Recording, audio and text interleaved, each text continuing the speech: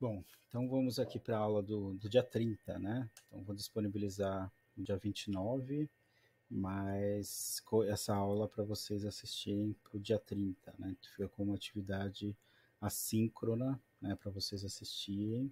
E depois eu vou, na semana que vem, deixar exercícios, atividades para vocês fazerem sobre esse tópico, né? Então já tem atividade para a semana que vem, a apresentação das estruturas cristalinas, e aí eu vou deixar também algumas atividades para essa trabalhar a energia reticular, tá certo? Inclusive já tem uma lista de exercícios aqui preparada, né, no forno, né? Ou se não, talvez eu modifique. Isso aqui foi aplicado ano passado, e aí talvez eu possa modificar aqui a lista de exercícios. Vamos ver o que vai acontecer. Bom, então aqui no caso, trabalhar com energia reticular, a gente já começou a trabalhar com essa, com essa noção. Esse negócio aqui, essa bolinha é meio estranha. A gente começou a trabalhar com energia reticular, né, no semestre passado, na realidade no ano passado, na estrutura da matéria, que seria a energia de atração entre os íons, né? Então, como a gente está trabalhando ainda a, com ligação iônica, né? Então, aqui no caso, a energia reticular, a gente vai se atentar à formação dos íons e quão atraídos estão esses íons. E isso tem consequência nas propriedades, né, macroscópicas, né, dos compostos iônicos, tá certo? Então, um tema bastante importante e altamente aplicado também, ok? Vamos ver esse negócio aqui, funciona. Deixa eu tirar essa bolinha aqui, fica para todo lado. Então, a energia reticular, representada aqui como U, né? Depende, pode ser representada como E, mas aqui no caso, acho que do Atkins, né? Ele representa a energia reticular como U, energia. A energia reticular é definida como a energia necessária para dissociar completamente um molde composto iônico sólido, nos seus íons em estado gasoso. Então, a energia, né, para eu separar dois íons, né, um cátion e um ânion, mas também posso imaginar que seria a energia liberada quando eu junto um cátion e um ânion, né, como está dito na segunda frase. Energia liberada quando um molécula-grama de um cristal se forma a partir dos seus íons gasosos, certo? Então, se ele já está aqui na forma de composto iônico sólido, então qual que é a energia necessária para eu quebrar essa interação entre um cátion e um ânion, né? Um mol, né? No caso, a energia por mol de composto, ou aqui por átomo também, né? Poderíamos analisar por um átomo, mas macroscopicamente a gente calcula a energia por mol de substância, né? Que é a quantidade macroscópica, tá certo? E aqui no caso também podemos pensar ao contrário, né? Seria a energia quando se junta um cátion na forma gasosa e um ânion na forma gasosa, quando eles se juntam para formar o composto iônico, eles liberam energia, tá certo? Então, nesse processo de ida ou vinda, né, essa energia absorvida para dissociar ou a energia liberada para agrupar esses dois íons, tá certo? Cátion e ânion. Okay? E essa energia é o que gruda, né, que deixa grudado esses íons. Tá certo? Quanto maior a energia, mais forte é essa interação. Okay? Bom, como que eu consigo calcular a energia reticular? Então, tem dois métodos para fazer o cálculo, pelo menos os dois métodos mais simples, né?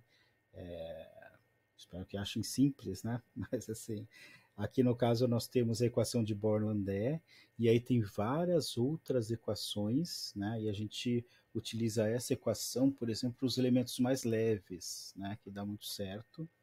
E aí nesse caso a chamada equação de Born-Landé, que é um cálculo teórico, tá certo? Ou seja, só de dados teóricos a gente consegue calcular, ok?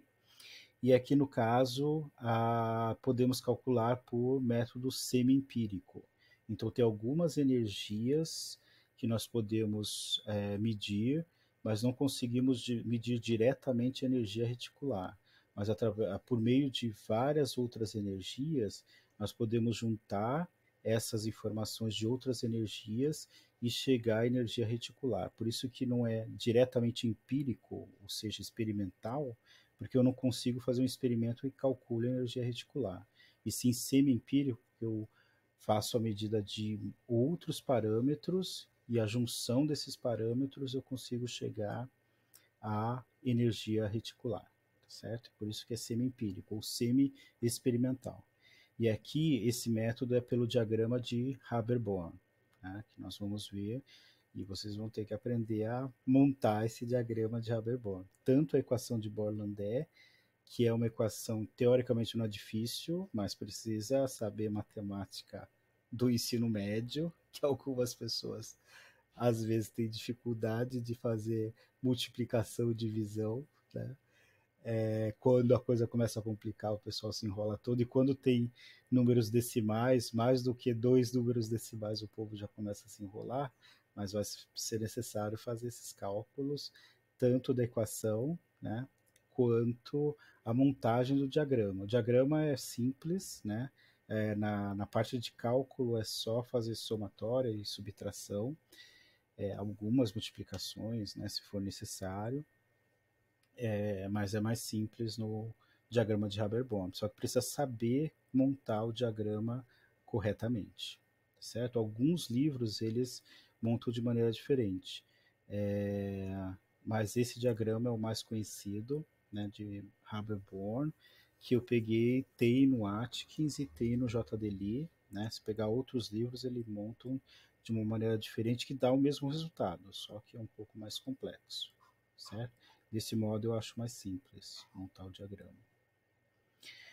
Bom, então aqui no caso, o cálculo da energia reticular pela equação de Bohr-Landé. Então aqui no caso nós temos o U, tá certo? Que aqui é a energia reticular, é igual a N, né? N é o número de Avogadro, tá certo? Aqui no caso tem um valor A aqui, que é a constante de Madelung. Essa constante de Madelung, ela está relacionada com a estrutura cristalina do composto iônico que a gente quer calcular. Então é tabelada, né? Então, constante de Madelung, eu tenho que saber qual que é a estrutura cristalina, né? E aí, a partir dessa informação da estrutura cristalina, eu associo aqui a constante de Madelung, ok? Nós temos as cargas aqui, então a carga do cátion, a carga do ânion, aqui a carga do elétron, tá certo? Elevado ao quadrado, ok? Então aqui no caso, essas cargas que são números, né? Então, por exemplo, cálcio 2+, isso aqui vai ser 2, né? Mais 2. Só que aí vai ser calculado pela carga do elétron aqui para o cátion e para o ânion. Então a carga aqui, né? Relacionada com a carga do elétron, certo? Dividido por 4π, e aqui epsilon, né? Epsilon aqui é a permissividade no ar, né? Um parâmetro aqui que a gente precisa acrescentar que é constante. Então sempre vai ser esse valor aqui, tá certo? 8,854 vezes 10 a menos 12 Faraday por metro, certo? E nós temos aqui também esse N aqui, não confundir com quantidade de mols, né? Mas é o expoente de Bohr, certo? O que seria esse expoente de Bohr? Ele está relacionado com a estrutura eletrônica do cátion e do ânion, certo? Então, dependendo do cátion e do ânion, né, se ele formou um cátion, é porque ele tem uma estrutura de gás nobre. Então, vai estar relacionado com o gás nobre, né? E esse N aqui vai ser o N para o cátion, o N para o ânion, e a gente tira uma média, certo? Que vai ser tabelado também. Tem no JDLI essa tabela, e eu vou mostrar aqui, né, essas figuras eu tirei do JDLI, por isso estão meio desfocadas, né? Porque a versão PDF do JDLI que eu tenho e que tem também na biblioteca Pearson está meio desfocada, né? Então tentei melhorar essas imagens, mas não ficaram tão boas. Mas tem no JDLI, né? Todas essas informações. Depois eu posso mostrar para vocês em que página, né? Depois na descrição do vídeo eu deixo as páginas que estão essas informações da energia reticular pela equação de Born-Landeck, está no capítulo, e o diagrama de Haber-Bohm está em outro capítulo, né? E aí eu deixo na descrição lá aonde que está isso no JDLI, certo? Aqui eu tenho que fazer algumas transformações também, né? Para eu conseguir chegar a um resultado aqui, né, com energia em joules, né, joules por mol, né, o quilojoule por mol, eu vou ter que transformar aqui Faraday corresponde a 1 coulomb por volt. E aqui 1 volt corresponde a 1 joule por coulomb. Depois eu vou mostrar lá na resolução como que a gente precisa fazer essas transformações no sistema internacional, certo? Não sei se vocês fizeram isso em física, né? Mas a gente precisa fazer essas transformações aqui, ok? Bom, as constantes de Madelon, né? Então, como vocês viram, né, e vamos ver também na semana que vem, nós temos aqui os tipos de estrutura, né, blenda, wursita, cloreto de sódio, cloreto de césio, rutilo, fluorita, e aqui um que a gente não analisou, que é mais complexo, e também não aparece muito, né, mas está aqui também, é o corindo, né, que é o óxido de alumínio. Então nós temos aqui a constante de Madelung, então esse valor A aqui que nós vamos precisar para o nosso cálculo. Tem essa constante M aqui, que é para um outro tipo de equação. Como eu disse, tem várias equações. A gente vai utilizar apenas essa equação de Born-Landeck, tá certo? Que utiliza esse A aqui. Tem outra equação que utiliza, dependendo da estrutura também, utiliza essa constante M aqui para cada tipo de estrutura cristalina, certo? Bom, e aqui no caso os valores do expoente de Born, né? Então aqui, por exemplo, se a estrutura eletrônica do íon tem uma estrutura eletrônica de hélio, certo? O expoente de Born vai ser 5, por exemplo, né? Então aqui no caso, ó, o lítio ele perde um elétron, fica com a estrutura eletrônica do hélio. O berílio perde 2 elétrons, fica com a estrutura eletrônica do hélio. Então se o cátion for o lítio ou berílio, eu pego o expoente de Bohr 5, né? Se, por exemplo, o ânion, né, cloreto de lítio, por exemplo, né, o ânion é o cloro. Se eu acrescento um elétron, ele vai ter uma estrutura cristalina, uma estrutura eletrônica, né, do argônio. Então o expoente de Bohr vai ser 9, certo? E tem um exemplo, inclusive, do cloreto de lítio aqui embaixo. Então aqui, por exemplo, eu vou utilizar a média desses valores do expoente de Bohr. Se o meu ah, se o meu composto iônico é o cloreto de lítio, para o lítio é 5, para o cloro é 9. Então, o que, que vai acontecer? Eu tiro a média, 5 mais 9 dividido por 2, o expoente que eu vou utilizar na equação vai ser 7, certo? 5 mais 9, 14, dividido por 2, dá 7. E aí lá na equação eu utilizo esse valor 7, certo? Bom, agora aqui calcule energia reticular, então aqui um exemplo, né? Calcule energia reticular para o sólido cloreto de bário, né? Podia pegar do NaCl, que era mais simples, ou cloreto de lítio, né, que é 1 para 1, mas aqui vamos pegar o cloreto de bário, certo? A proporção é 2 para 1, para vocês já verem algumas nuances aqui dessa equação, certo? Então eu tenho aqui um exercício resolvido, e aqui, vamos ver se dá para aumentar mais um pouquinho. Dá para aumentar 125%, dá. Ó. Então, calcule a energia reticular para o sólido cloreto de bário utilizando a equação de Born-Landeck. A equação de Born-Landeck, como nós já vimos, essa daqui, né? Número de Avogadro, a constante de Madelung, né? Para a estrutura do cloreto de bário, né? É dada aqui no exercício, né? Então aqui no caso 2,0 51.939, certo? Então já tá sendo dada aqui no exercício, né? Aqui a carga do elétron, a permissividade aqui, o epsilon, né, também já está sendo dado. Aqui no caso, né, para o bário, nós temos uma estrutura eletrônica do xenônio, que é igual a 12, então o expoente de Bohr é igual a 12. No caso do cloreto, a estrutura aqui é do argônio, então é igual a 9, como a gente viu lá no cloreto de lítio, né? Para o cloro é igual a 9, tá certo? Então aqui nesse caso, eu esqueci de falar aqui do raio, né? Depois eu falo. Então a média aqui vai ser 12, mais 9 vai dar 21, então a média, aqui o número desse N aqui vai ser 10,5, certo? Então, 12 mais 9 dá 21, dividido por 2 dá 10,5. E aqui eu esqueci de falar, né? Aqui o R, ele é a distância entre o núcleo do cátion e o núcleo do ânion, tá certo? Então aqui eu preciso do raio também. O raio do bário, que aqui esse R que é o raio, mas é a distância internuclear entre o cátion e o ânion, tá certo?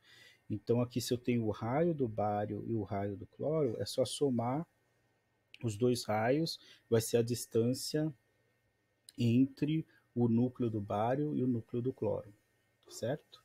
E aqui no caso é só somar, né? 1,35 mais 1,81, e aqui está em angstrom, né, que é 10 a menos 10 metros, certo? Então vai dar aqui no caso 3,16. Depois eu mostro lá embaixo, mas acho que vai dar 3,16 angstrom, ou 3,16 vezes 10 a menos 10 metros, certo? Então aqui no caso aí tem as transformações, né, de Faraday, a gente não pode deixar de Faraday. E aqui no caso eu tenho, né, o número de Avogadro. Aqui no caso eu tenho a constante de Madelung. Aqui a carga do bário é 2 mais, ou mais 2, positivo, né? Aqui no caso a carga do ânion, que é menos 1. Aqui a carga do elétron elevado ao quadrado, 4 vezes π vezes 8,859 vezes 10 a menos 12, que é a constante, né? O epsilon. E aqui, ó, como eu disse, 3,16 a somatória dos raios do cátion e do ânion, 3,16 vezes 10 a menos 10, certo? Aí aqui 1 menos 1 dividido por 10,5, que é a média dos expoentes de Bohr do cátion e do ânion, certo? Fazendo esse cálculo aqui, né? Chego a esse valor, então posso fazer por partes, para não me confundir, quando vocês forem fazer à mão, vocês vão ter que fazer. O povo fica todo enrolado, né? Se eu não fizer as transformações corretas, né? Aqui no caso transformar para metro, deixar todos na mesma unidade, né? E aqui se fizer tudo correto, né? Nós temos esse resultado aqui, né? Então aqui calculei essa parte, calculei a parte de cima, a parte de baixo, tem esses valores aqui. Multiplico esse vezes esse e divido por esse aqui. O valor aqui deu, no caso, 2.003.961,4, ou 2003,9 quilojoules, certo? Então essa seria, e aí no caso, se a gente calculou por mol de substância, né, aqui ó, tá por mol, né, então seria a energia reticular, né, em mol por mol de substância, certo? Poderíamos, devia ter feito aqui também, né, análise dimensional, ou seja, pegar todas as, aqui isso aqui é a dimensional, né, as cargas, mas a carga do do elétron vai se anular com a carga aqui do Coulomb, né? E aí se eu fizer a análise dimensional de tudo isso aqui, essas unidades elas se anulam e só sobra apenas o Joule no final. E se eu acrescentar mol, né, aqui no caso quantidade aqui por mol aqui, o resultado vai dar em kJ por mol, certo? Em geral, a energia reticular também ela é negativa, né? Aqui, isso. Se der positiva é porque calculou no sentido oposto, mas geralmente ela é negativa, energia perdida, né? Quando dois átomos no estado gasoso e iônico eles se juntam, certo? Então, assim que faz o cálculo da energia reticular de maneira teórica, ok? Bom, retornando aqui então, estamos em 20 minutos. Que tal a gente fazer uma pausa e depois eu volto com a energia reticular semi-empírica, né? Acho que vou fazer isso. Vou dar uma pausa e aí depois a gente divide na energia reticular teórica por Borlandé e a energia reticular pelo diagrama de Born-Haber, Haber-Born, certo? Parar.